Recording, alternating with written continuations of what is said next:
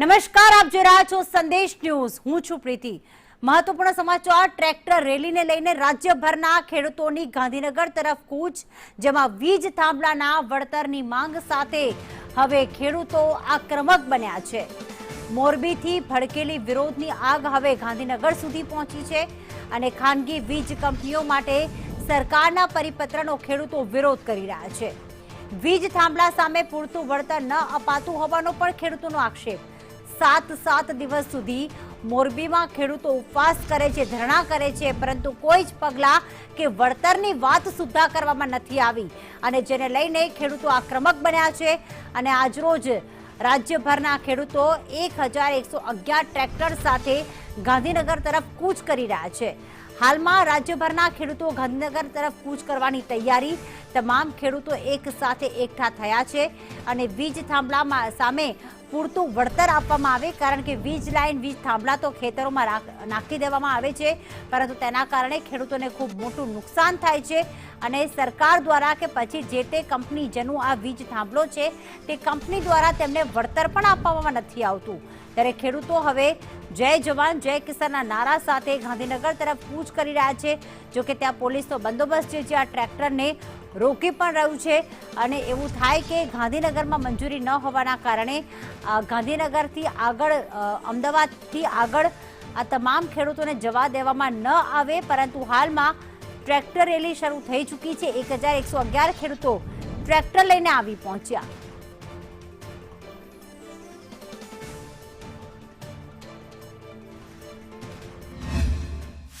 પણ કહેવા માંગુ છું કે આ ખેડૂતો કાળી મજૂરી કરીને પરસેવો પાડીને તમારા માટે ધાન પેદા કરે છે, તમારા માટે શાકભાજી વાવે છે, તમારા માટે પશુપાલકો દૂધ ઉત્પાદન કરે છે. તો આ શહેરોને પણ કહેવા માંગુ છું કે આ ખેડૂતો જો પોતાના પર આવી ગયા ને, એમના પૂરતું જો અનાજ વાવવાનું શરૂ કરી દીધું ને, એમના પૂરતું જ્યારે શાક બકાલું વાવવાનું શરૂ કરી દીધું ને, તો તમારા થાળીમાં અનાજ પણ આવતું બંધ થઈ જશે. હું શહેરોને પણ કહેવા માંગુ છું કે આ ખેડૂતો કાળી મજૂરી કરીને પરસેવો પાડીને તમારા માટે ધાન પેદા કરે છે, તમારા માટે શાકભાજી વાવે છે, તમારા માટે પશુપાલકો દૂધ ઉત્પાદન કરે છે. તો આ શહેરોને પણ કહેવા માંગુ છું કે આ ખેડૂતો જો પોતાના પર આવી ગયા ને, એમના પૂરતું જો અનાજ વાવવાનું શરૂ કરી દીધું ને, એમના પૂરતું જ્યારે શાક બકાલું વાવવાનું શરૂ કરી દીધું ને, તો તમારા થાળીમાં અનાજ પણ આવતું બંધ થઈ જશે.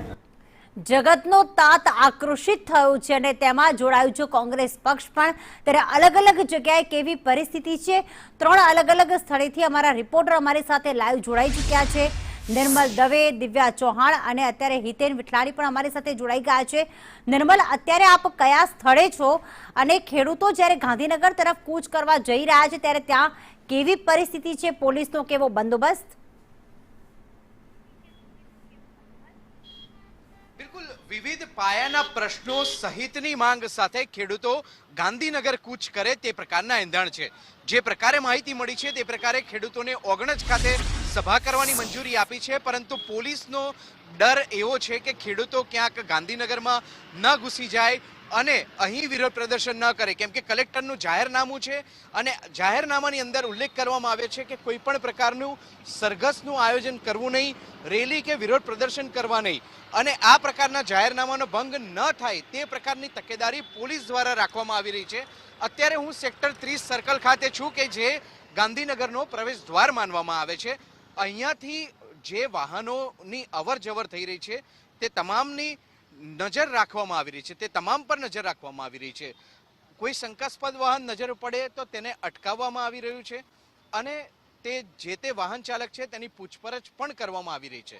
થોડી ક્ષણો પહેલા અહીંયા 3 ટ્રેક્ટર ચાલકો અહીં આવી ચૂક્યા હતા કે જેમને પણ અટકાયત કરવામાં આવી હતી. આ જે ટ્રેક્ટર ચાલકો હતા તેમની પૂછપરછ પણ કરવામાં આવી હતી. ટ્રેક્ટર ચાલકોનું કહેવું હતું કે તેઓ હાલોલ, વડોદરાનો હાલોલ છે ત્યાંથી આવ્યા હતા અને રાજસ્થાન તરફ જઈ રહ્યા હતા.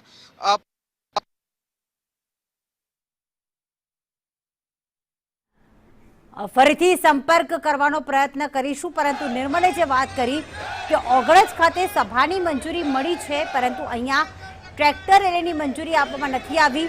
દિવ્યા પણ અમારી સાથે સતત જોડાયેલા છે, ટ્રેક્ટર રેલી અંગે માહિતી આપી રહ્યા છે. દિવ્યા, અત્યારે આપ કયા સ્થળે છો અને જ્યારે મંજૂરી નથી મળી ત્યારે શું ખેડૂતોને ટ્રેક્ટર સાથે ત્યાં રોકવામાં આવી રહ્યા છે કે કેમ?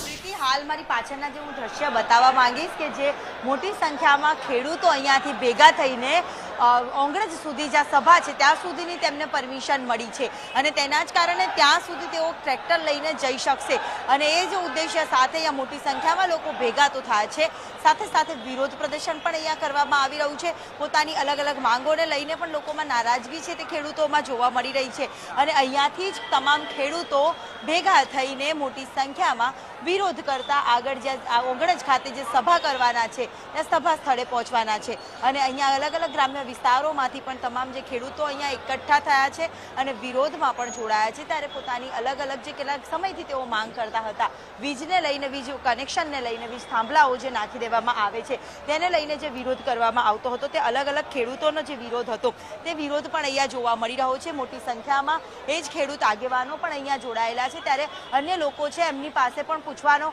પ્રયાસ કરીશું, કારણ કે મોટી સંખ્યામાં અહીંયા લોકો છે તે આવેદનપત્ર આપ્યા અગાઉ પણ આ પ્રકારે આપ્યા હતા અને અગાઉ પણ આ પ્રકારનો વિરોધ છે તે કરવામાં આવ્યો હતો. ત્યારે આ જ પ્રકારનો વિરોધ અહીંયા પણ જોવા મળી રહ્યો છે. કઈ માંગો સાથે આજે ખેડૂતો મેદાને ઉતર્યા છે?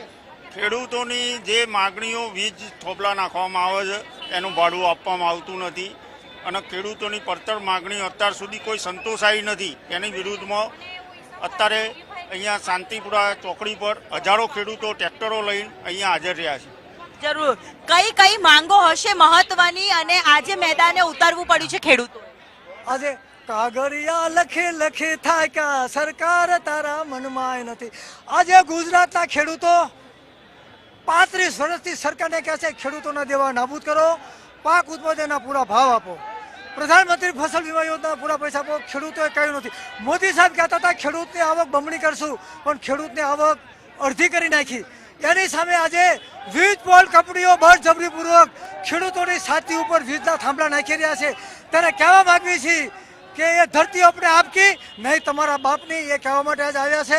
વીજ પોલ દીઠ માસિક 30 રૂપિયા ભાડું આપો, વાયરનું બજાર કિંમતનું 6 ગણું વળતર આપો, દેવા નાબૂદી કરો, જે ખેડૂતોએ નિયમિત પૈસા ભર્યા છે એનું પાછું આપો અને કૃષિ નીતિ, કૃષિ પંચ અને કૃષિ આયોગ બનાવો.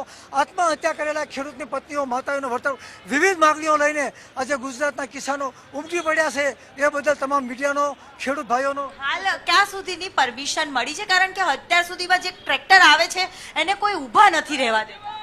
આજે ભારતીય બંધારણની જોગવાઈ મુજબ અંગ્રેજો પણ રેલી, ધરણા અને આંદોલનની મિટિંગ કરવા માટે પરમિશન આપતા હતા. આજે પણ અત્યારે અમને ખૂબ જ પરમિશન જ છે તો જ એટલા બેસી રહ્યા હોય. સમય અને સંજોગ પ્રમાણે જેમ જેમ આગળ વધતા જઈશું, ગાંધીનગર તો શું, દિલ્હી પણ દૂર નથી. રૂકે ને જો, ઝુકે ને જો, મીઠે ને જો, ફૂટે ને જો, હમ વહી ઇનકલાબ હૈ. कितनी तेरी जेलें ऊंची देखी और देखेंगे, आखिरी दाव हमारा है, जीतेंगे भाई जीतेंगे.